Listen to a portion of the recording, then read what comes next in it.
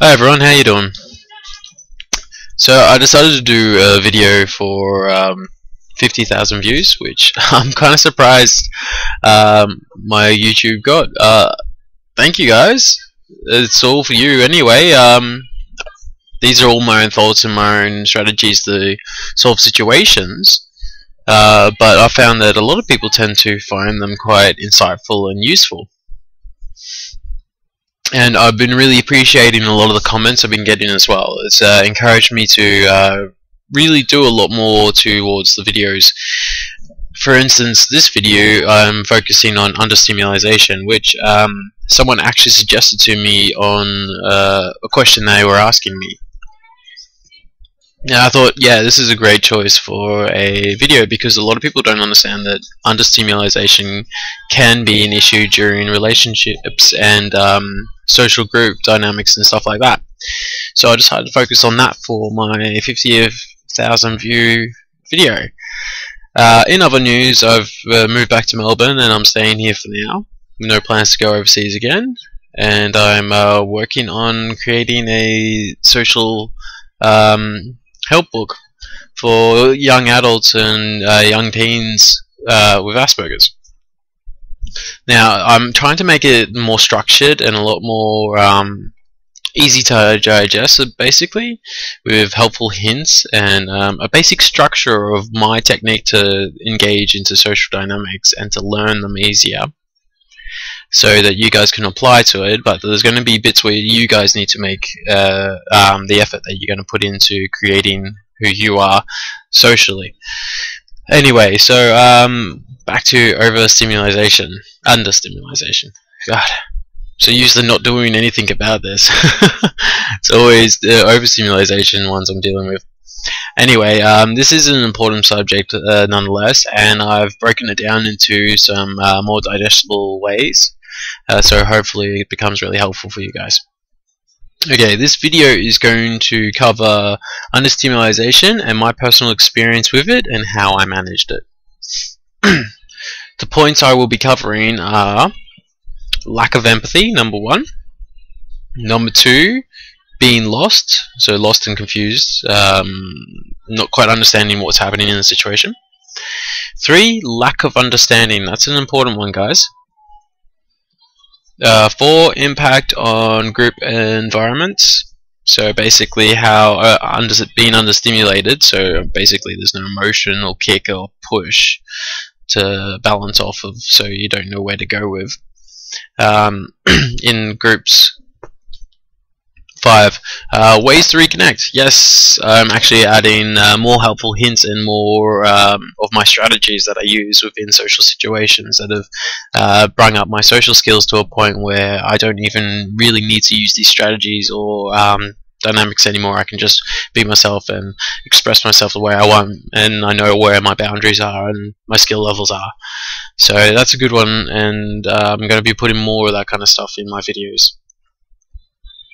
What to watch out for, so basically that's just like a little bullet point list of things that I believe that helpful to watch out for and to be aware of when you're trying to be sociable. And this is the one I've been working hard on, and it's what I'm involving in my book: emotional development of emotional defenses.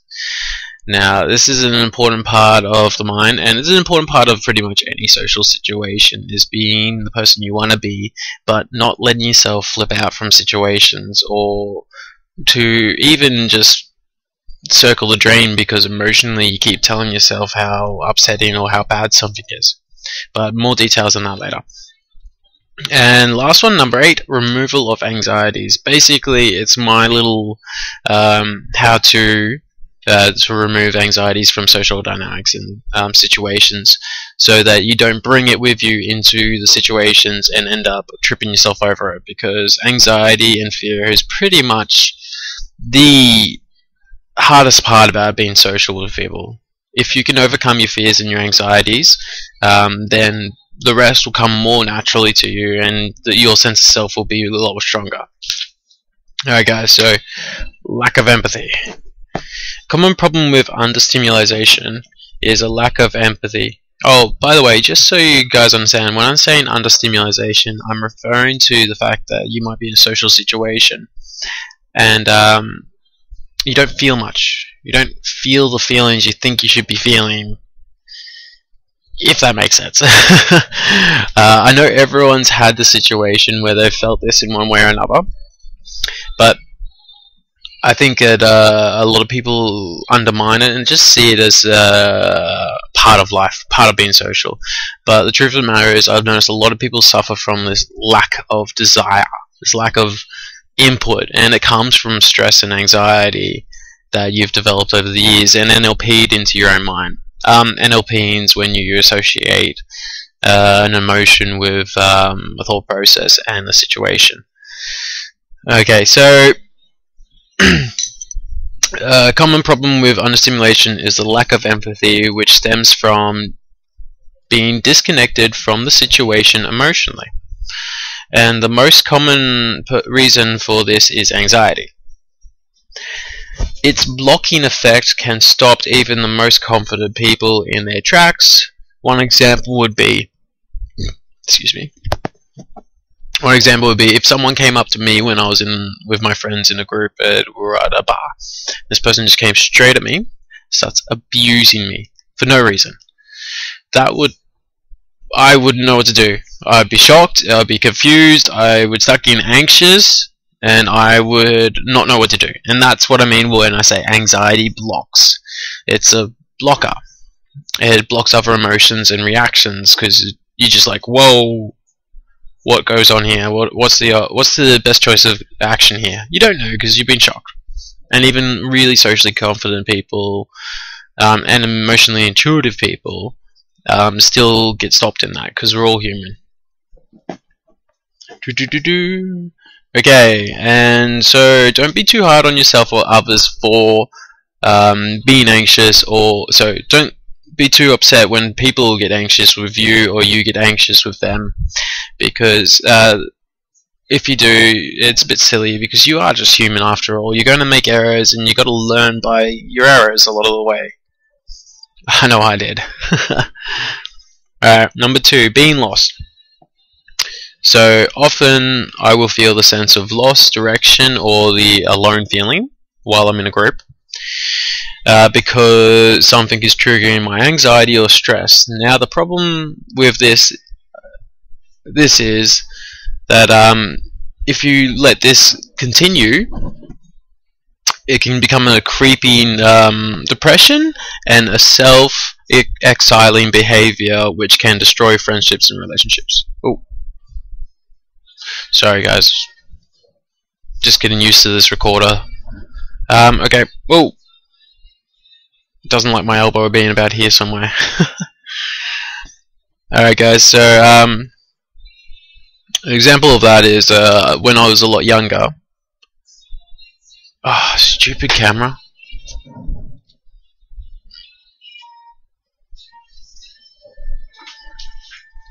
Alright, that's better. Okay, so an example of this would be that when I was younger, I dated a few girls, and I used to always run my relationships really quickly through because I thought I was going to miss out and that I wasn't worthy of the relationship. So it got to a point where I would actually try to get the most out of the relationship as I could, and I would end up being needy, expectating, and bossy. And so I would effectively actually destroy my own relationships. And that's what I was saying there, is that you've got to let go of those fears and anxieties, of those thought patterns that make you think and feel like you might be circling the drain kind of thing. For example, if you're in a friendship and your friend says they want to do something, and you start feeling anxious because it's a little bit out of your comfort zone, and then you start getting those thoughts in your head going, see, you can't do it, don't put yourself out there, you won't be able to do it, blah blah blah, and in the end you just psych yourself out. And if you keep doing this, you're just going to get to a point where you're going to fall apart because you've downgraded your own capabilities This is kind of where you need. I'm going to get to emotional defenses, because that's something I'm going to work out on with you guys in a bit. Okay, so next one is lack of understanding. We rely a lot on our own inner monologue to tell us what to do, and when you have too little information, and or you are anxious, the anxiety blocks your emotions, and it's really hard to stay focused and interact with people. This takes time to counteract, but it is possible to do. I start by going out with close friends, but if that's too much for you, start with your family members. And remember to always ask them to explain things when you feel like you're missing the point of the situation or the conversation. And soon enough you'll start to pick up an understanding of people, which will take some anxiety out of the situation and give you a feeling of more interactional control. The example would be like, once you get more confident in, like, I don't know, for instance, using activities is quite helpful. I'm quite a confident rock climber, so if I go rock climbing with someone, I usually have something that makes me feel more confident, and that takes the anxiety and the control down, because I know what I'm doing there. So it gives me it's like being in your own element, or being in your own environment. You're much more confident when you know it to a higher level. Alright, so 4 impacts on group environments. I've already discussed some of the impacts, but I just want to cover my bases a little bit, so I'm going to list some of the ones that stand out often and need to keep an eye out or ear out for. So basically what I'm saying is these are just some points on what you should be aware of in the social situations when you're being unstimulated and you're like not sure what's quite going on because there's no clear reason. This is kind of what I found in my experiences was really helpful to figure out what was going on in my own head and the little cues that I needed. Okay, so social exclusion by yourself and others because lack of empathy and emotional reactions. Okay, so social exclusion is like the story I told you about with how I was destroying my relationships with my girlfriends when I was really young. I don't do that now, by the way. But basically, I was worried and fearful of falling out that I reacted in a negative way. And when you have lack of stimulation, you got to be aware that your empathy meter is not going to work very well. Because I was aware of that in myself, I became more active into fixing the situation if it became an issue.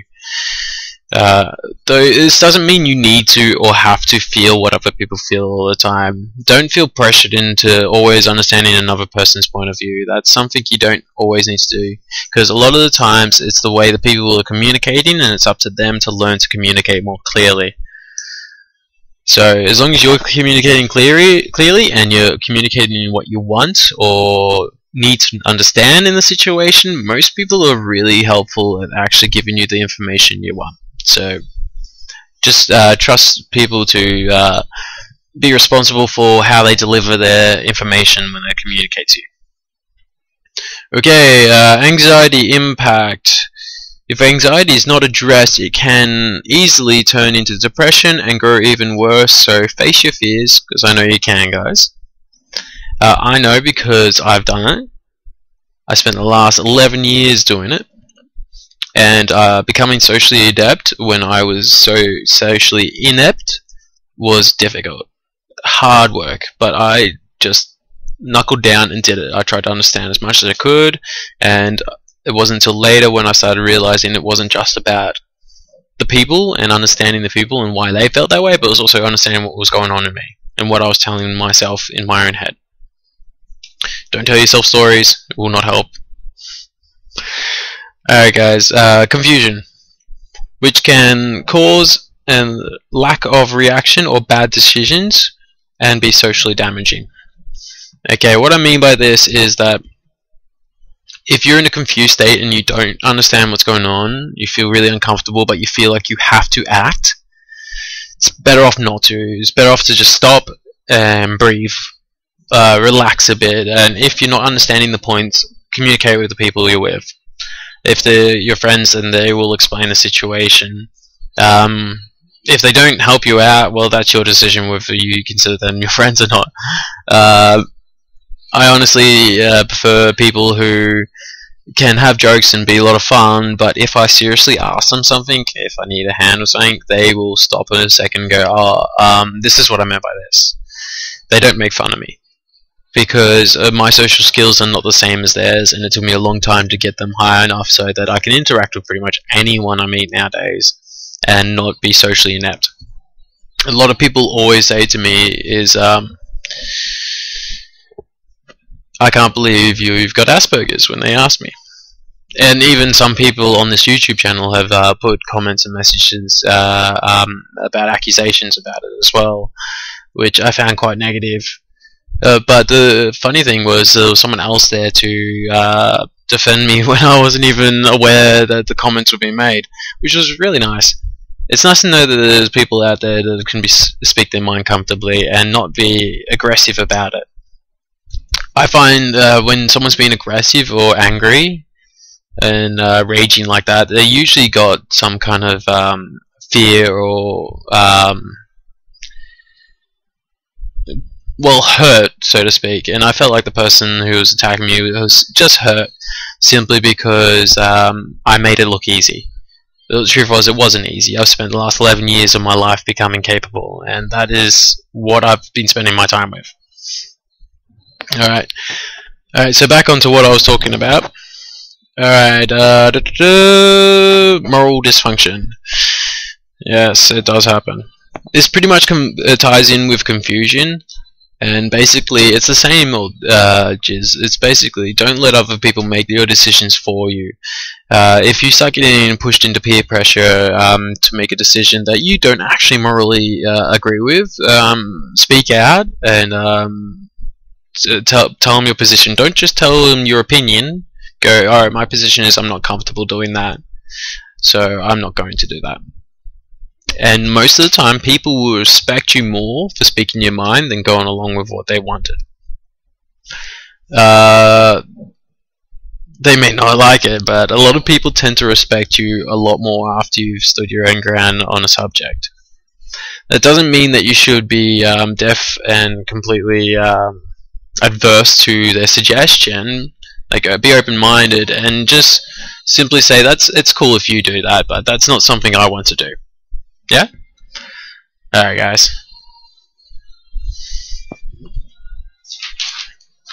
Okay, interactive capabilities. So this covers everything from your social capabilities to your understandings and your interaction level. So basically the level of interaction you can engage with your friends and family. These are important things, and basically when it comes down to it, everyone's so unique. It really is your own development that will bring that along. To get better at being interactive with others, it's just practice. You just got to keep at it, and as you get better and better and better understanding of social dynamics, you'll be able to involve you and what you want in a lot more, and emotionally get more beneficial satisfaction out of the situation. I mean, for God's sakes, you know what I did a couple of weekends ago? I made a cardboard castle with 5 of my friends drinking at one of our houses. And it was the most ridiculous thing. I don't know why. I had so much fun. We didn't even fit in it.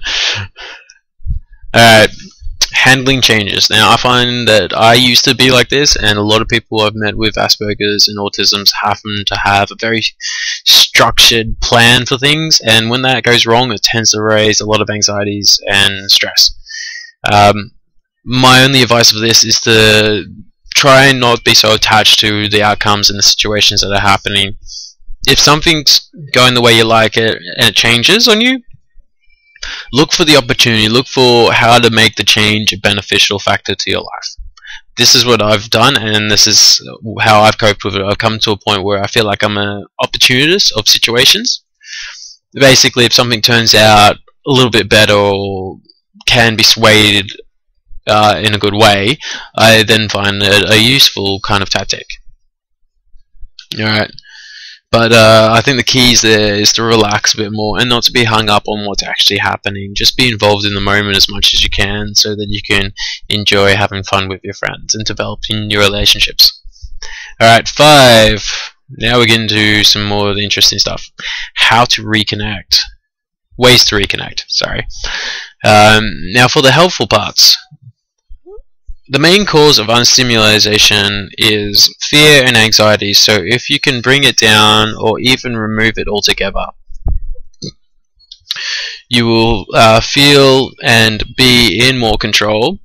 So the way I did such a thing was to increase my understanding of people.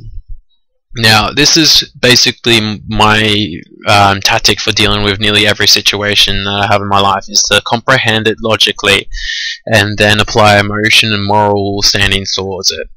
I also spend a fair bit of time reading psychology books and self-help books on those kind of things to increase my awareness of people.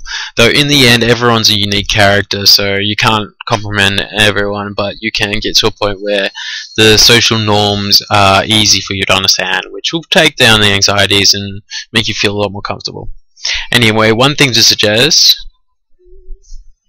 is understanding people's habits. Now, a good way with books on psychology. Now, one book I'm thinking of is called The Game by Neil Stratus. Even though this book is a pickup book, it explains social dynamics in a very logical way. But be warned, this book is full of manipulation techniques. And while effective, you'll never have a true friend or relationship if you manipulate people, so use the understanding, not the control. Now, what I'm talking about there is that manipulation's all good. It gives you a bit more control in situations, but in the end, you're still pushing someone in a direction you want, not a direction they want. So ultimately, the relationship becomes soured by that manipulation. So I never use manipulation on my friends and family. I might play a joke on my friend using manipulation, but it's in jest and it's a short-term thing that they have a laugh about because they do the same thing. Like, I tied my friend's shoelaces the other day. So when we went out of the house and we had had a few drinks before we decided to leave the house, he almost tripped over when he put his shoes on. It was pretty funny. But like those kind of things, yeah, I can see them being okay. But never manipulation on a emotional level. Okay, guys. What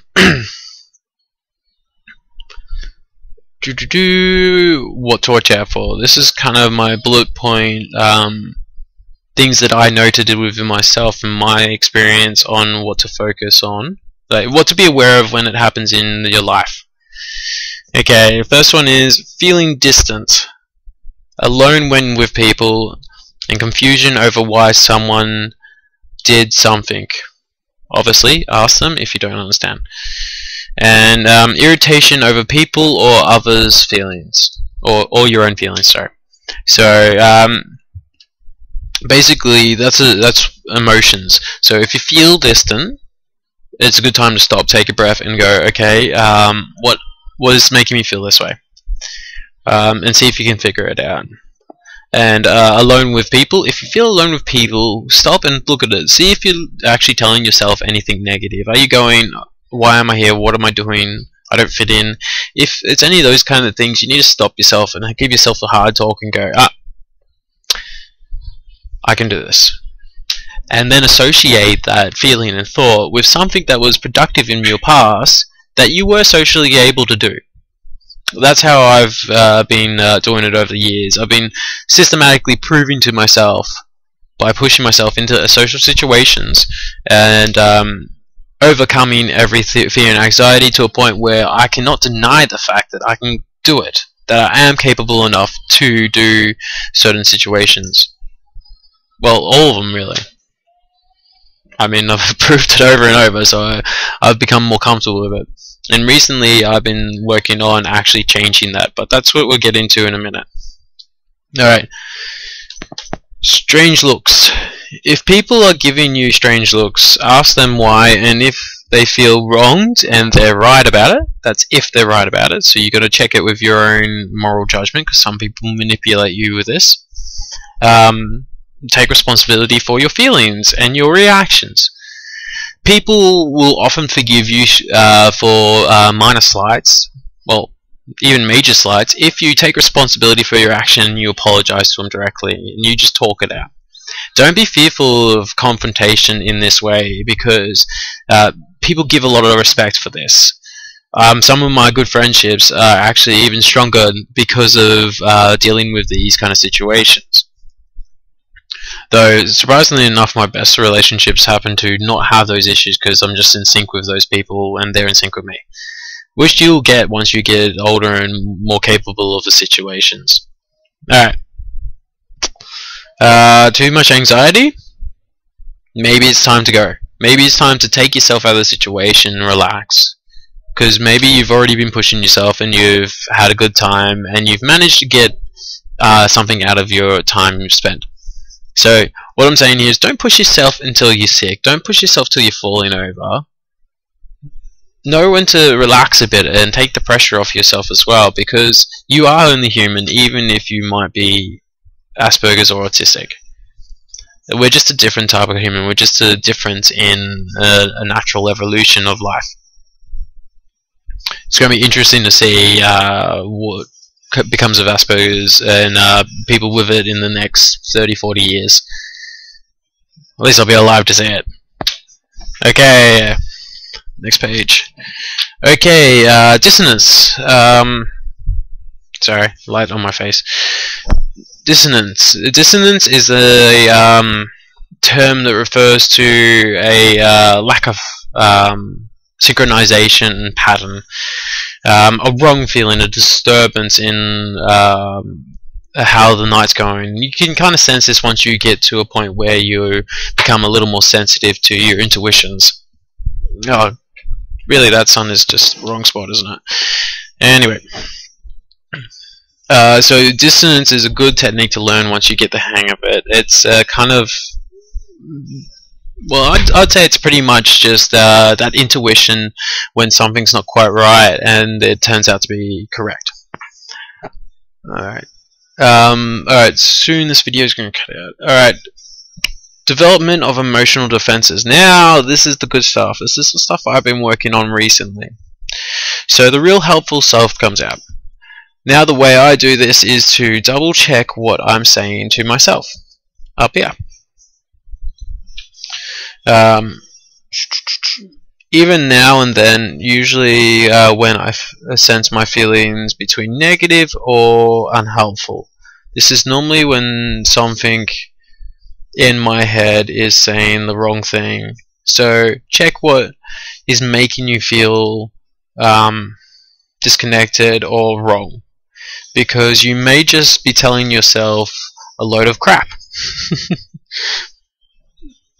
If you reason with your thoughts and find the lie and then retell the story in a way that works with your mind into a more helpful, true memory. Remember when, for example, remember when you made that person laugh. Or so you're finding a memory and you're replacing it with you're finding the relative memory that your habits go into when you start feeling that wrongness or uncomfortable or anxiety, and then you're replacing it in your mind. You retell the story in your mind in a positive way of something else that actually worked and made you get through it. Okay.